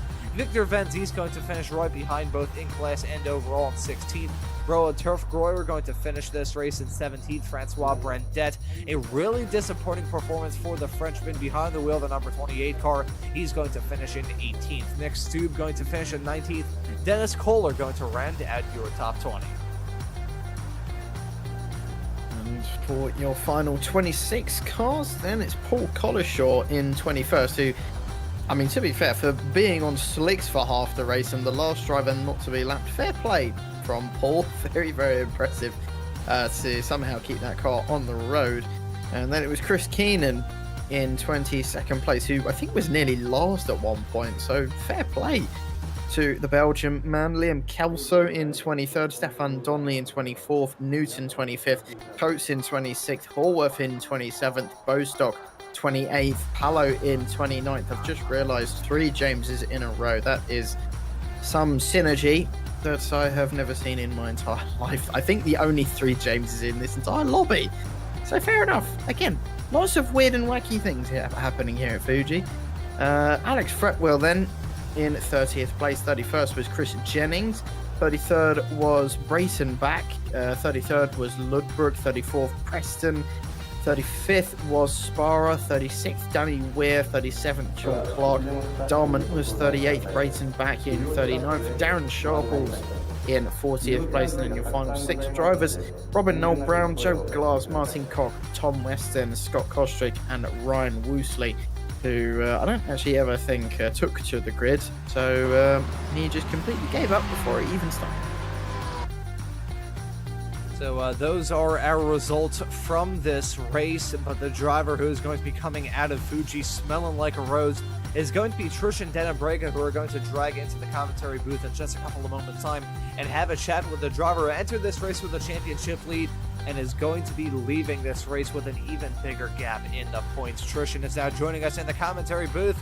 And now, Trishan, that looked like a really hard day of racing action at Fuji, dealing with some adverse weather conditions and just an absolute hornet's nest of a battle with your teammates Luke Lucchesi and Ryan Odens in that Ferrari. So talk us through a very chaotic day at Fuji. Yeah, interesting race. I was not expecting the wet at all, so I think that caught me off guard. And yeah, so I didn't expect to have the pace in the wet. We managed to get a decent qualifying, which was great, because if you look at the course of the season, all the wet races, the McLaren just hasn't featured in the wet races really. It's been quite tough. That's been, let's say, Porsche Cup when it comes to the wet weather. So yeah, we qualified P3. Ideal that Luke was on pole. because yeah, obviously he gave me a bit of a countdown and we could get a better start. So I think we came out, Ryan's also in Discord with us, so we came out 1, 2 and 3 into turn 1, so that was great. And then yeah, I knew Luke would have the pace over me in the race, especially initially. So you saw him eke the gap out and he looked quite dominant and strong. And I was settling in for P2 and Ryan was putting serious pressure on me. That Ferrari looked really quick, so I was trying my best to just keep him behind. And yeah, I was happy to take a P2, and then all of a sudden, yeah, the race just shifted. I think we were around about halfway, and Luke said, "Look guys, my tires are done," which was quite interesting to hear.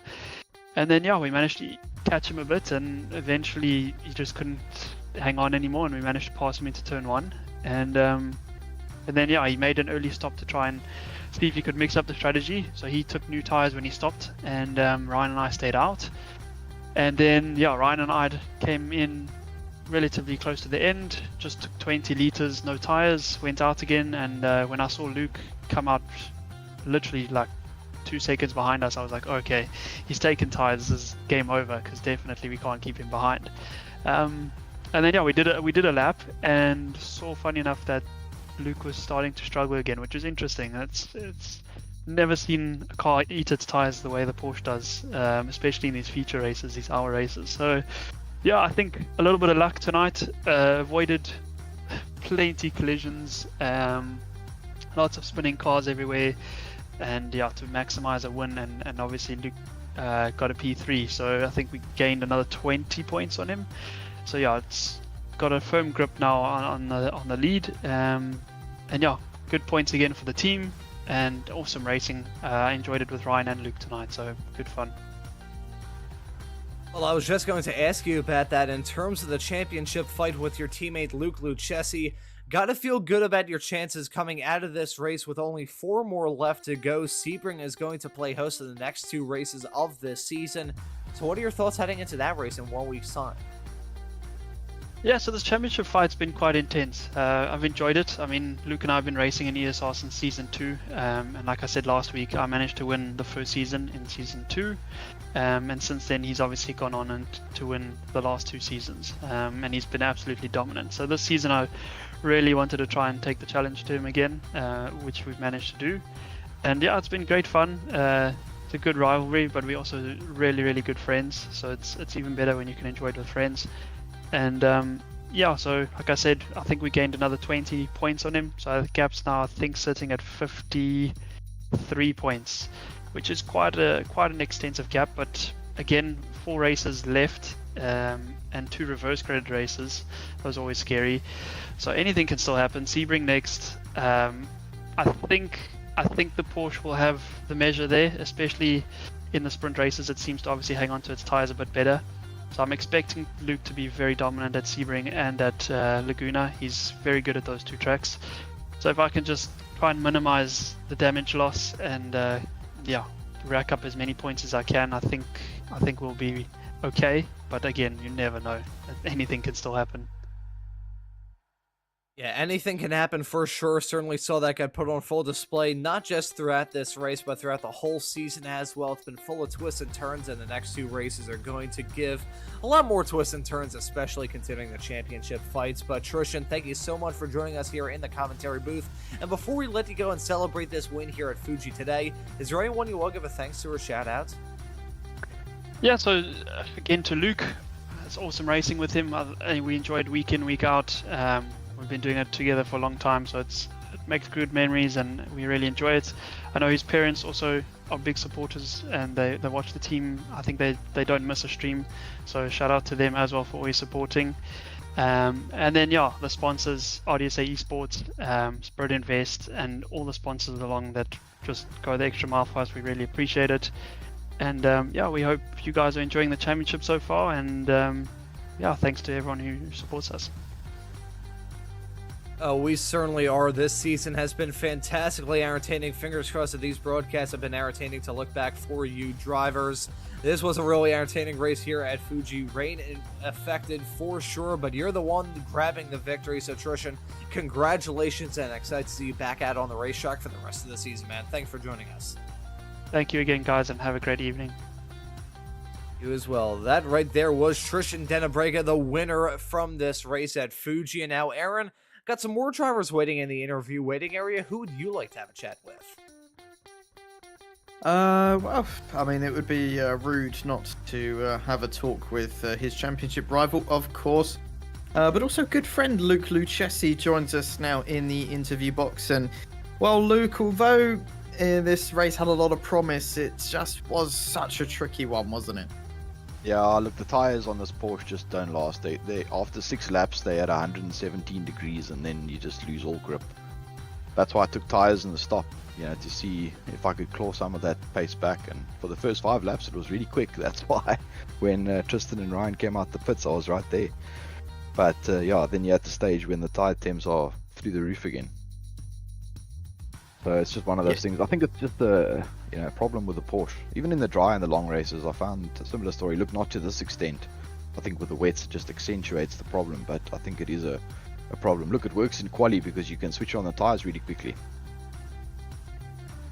But it was just gonna say. I think the sort of tricky conditions today, especially since at the start it was kind of half wet, half dry. I did mention at some point that those tires must have been overheating like crazy. But it was so tricky, regardless here at Fuji, and heading into those next few rounds, it's a bit of a points gap between you and Denobrega. But are you still going to be going for it, still pushing 100% all the way until the end? Yes, no, I won't give up until the end. I mean, look at the last season, I had quite a healthy points lead, and the last 2 rounds it was eroded away. And then I had an issue in the last round where you can't drop, and that's where Ryan actually closed a lot of points. I think one race was a 35-point gain or something like that. So anything can happen. Yeah, that's what can happen in a championship. It is almost scary leading a championship by a fairly big margin, but also knowing that it can go terribly wrong the next time you go racing. And well, speaking of the next time we go racing, we head to Sebring in 1 week's time. Is that a track you're looking forward to? We hear from Denobrega it's one of your strong suits. Yeah, look, I've always done well at Sebring, and I think because the straight isn't that long, I think the Porsche will fare quite well. I think anywhere where the straight is really long, the Porsche struggles a bit. I mean, the one lap, Brian actually made a mistake out of the last turn getting onto the straight, and I passed him. And I pulled about a car and a half, and then I went defensive. And before the braking zone of the next corner, he was past me and pulled a car link. So yeah, straight line speed is not a strong suit of the Porsche. So yeah, the tracks where the straights are shorter, it normally does very well. Yeah, we saw that a few times today as well. The other cars just soaring past the Porsche on a straight, but then the Porsche would soar past them in the corners. So a bit of a 50-50 there, but thank you for coming and having a chat with us regardless, Luke. It's always a pleasure having you and Denobrega in the booth with us. And of course, as normal, before we let you go, anyone you want to give a mention or shout out to? Just a shout out to my parents that watch all the streams, and everybody who supports me, my teammates, RDSA, and all our sponsors. Well, I'm sure they'll definitely... The Well, I'm sure them and we appreciate the kind words very, very much. And like I said before, thank you for coming and having a chat with us, Luke, and good luck for those final few rounds. Thank you. Cheers, guys. And that right there was Luke Lucchesi finishing this race in 3rd. And now we got one more driver waiting in the interview waiting area. Always nice to have a chat with Danny Lee. We're going to drag into the commentary booth now. And then, Danny, we didn't really focus on you too much throughout this race, but you were lock steady in some very close fights all throughout it. So pretty similar conditions as well to what you had in your series debut at Barcelona not terribly long ago. So talk us through this race that we just saw at Fuji. I'm really glad you started that sentence with we didn't really focus on you much, because the way that went, that's for the best. Wow, really tricky. You will see a clear divide between people who took tyres at the pit stop and people who didn't. At least if they were driving a Merc, that was the case. It was really good fun, excellent fights. Ashley Brooks did the mother of all defences and kept a bunch of us behind. I don't know how he did it, but he did it so well, and that really defined the strategy of the whole race there. So it was really, really, really tricky and treacherous. And I don't know, did you keep a score of how many people were spinning off and having incidents? Because it felt like it was pretty challenging out there. Well, unfortunately, we did not, Danny, and to be brutally honest, they revoked my access to Post-it notes after what happened in Montreal a couple of weeks ago, so did not keep score of the spins that we had, but we saw a very big sideways snap from you heading into turn number 13 earlier on in the race. Was it down to just, like, was it just really tough trying to keep these cars going in a straight line even without touching the paint? Or was it just so hard with those curbs that feel so inviting around a racetrack like this, just trying to keep that car going in a straight line throughout it? It really was that. It really was like that. It was kind of like a classic wet race without that distinct kind of grip difference between the dry line and the wet line. The whole track was fairly green, so grip was terrible everywhere. So at least you didn't have to worry too much about you know, taking alternative lines. It was basically a case of do your normal stuff, but just manage the grip, of which there was none. So just really, really tricky. The curbs, as you say, there are some curbs which in the dry you'll always touch and glance by. Some of the most innocent looking curbs on the most gentlest of corners, you touch them here and it will wake you up quick. So I like Fuji, but this was definitely a arduous race of attrition for me. The last quarter of an hour particularly were really, really tough. So yeah, I think this pushed everybody to the limits of their concentration, but really had some fun fights in there with Andrew Fairley in particular and Ash Brooks. So credit to them for providing some really good entertainment in the first half. And credit to you as well, man, wheeling that Mercedes around the racetrack in really adverse conditions. Been really nice to have you in this series and really nice to have you in the commentary booth. And now before we let you go, is there anyone you want to give a thanks to or shout out? Thanks to the admin, they do a great job providing this league for us all to race in Thursday nights. I've enjoyed taking part in the league this season, coming in sort of in the first third. Me and Dean are returning for next season, so that's a, you know, it's a stamp of approval. We appreciate all the work they do a great job, and so do you guys in the broadcast, so thank you for that. So just thanks to the people who organise this and give us somewhere to converge and race. Well, there you go, man. Danny, well done with the shout-outs. And also, we kind of mentioned it earlier on because it's happened to both me and Aaron Doom scrolling on Instagram. Well done on some of the views you've gotten on some of the shorts or whatever you call them, posting them on Instagram or YouTube or wherever the heck they go up. So well done on that. Well done on keeping that car going in a straight line in really tough conditions here at Fuji. Thank you for joining us in the commentary booth, and excited to see you back out on the racetrack for the rest of the season, man. Thanks for joining us. Thanks, one. Cheers, Aaron. See you again. And that right there was Danny Lee, who, I mean, we've had a chat with him in the past.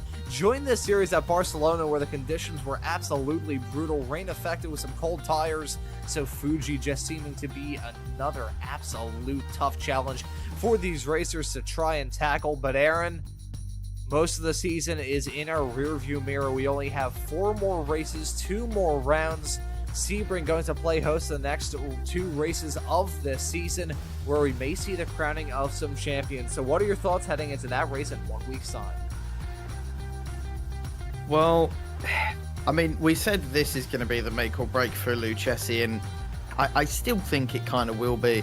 I think Denobrega, weirdly, has actually been the more consistent driver, at least for this season, than I was expecting. I would have thought Lucchesi would have been, but just the last few rounds, he's just made some of these mistakes that have definitely just given him up about, I'd say 50 points to be fair, in total. And it's just added up over time, and now he is about 53 points behind, and that is a huge margin to try and make up with only 4 races to go. And he's going to need to put his foot flat to the floor, and, well, from what we hear from Denobrega, it's going to be his strongest tracks. So he needs to show it in those final 2 races, but those invert 12, that's going to be the make or break, I think. Yeah, those top 12 invert races, race 2 for Sebring and Laguna Seca. That's going to be the make or break. I think, honestly, though, Sebring, as much as Denobrega really undersold himself, we've seen it before with him underselling himself a teeny tiny bit heading into these races and just proving all of us and himself wrong. You may see that at Sebring in just 1 week's time, where we could see the crowning of 1, 2, or maybe even 3 champions. That's going to be a whole lot to look forward to here on Apex Racing TV. And, speaking of the action here on Apex, in just a bad concert, we got the Evolution Sim Racing GT3 Championship. Only 2 more broadcasts left from this season, broadcasted every single Thursday, exclusively here on Apex. Coming up later on today, we're going to have action, actually later on today for me stateside, but actually very early tomorrow morning for any viewers in the EU. The DRSCCA Sim Racing Series presented by Superlap, the 5th race of that season, with some Formula 4 action at Circuit of the Americas. That's going to be pretty exciting later on today. This upcoming weekend, though, from Friday all the way through to Monday, we have got action in spades. The Radical Esports Cup going to be running their 10th week of their 13-week official season at Virginia International Raceway.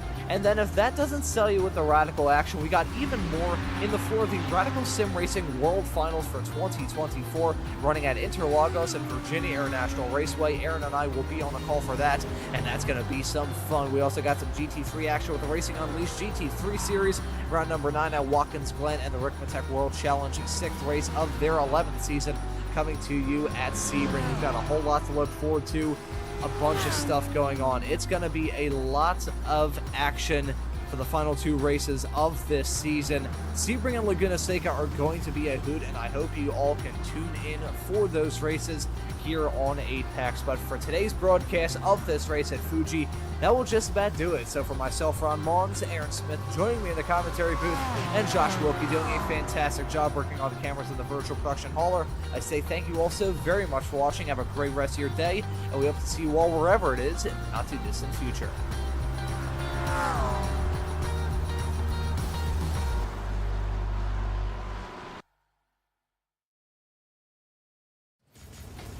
Are you struggling for consistency in your sim racing? Does your iRating look like a roller coaster? If so, we have good news for you. The way to get more consistent is to first understand what you're doing differently than the professionals. And VRS is the answer. With our competitive subscription, you will have the telemetry, setups, tutorials, and everything else you need to fully analyze your driving. Our data packs and the ability to compare your driving with the best in the world will show you exactly where to adjust your inputs, change your driving line, and shave seconds off of your lap times. And our powerful and precise Direct Force Pro wheelbase and precision pedals are being used by some of the world's best drivers. All these champions agree that VRS hardware is not just the best on the market, it's also priced well below the competition. So if you're looking to upgrade to direct drive and the best pedals in sim racing, VRS is your answer. If you want to get better, get faster,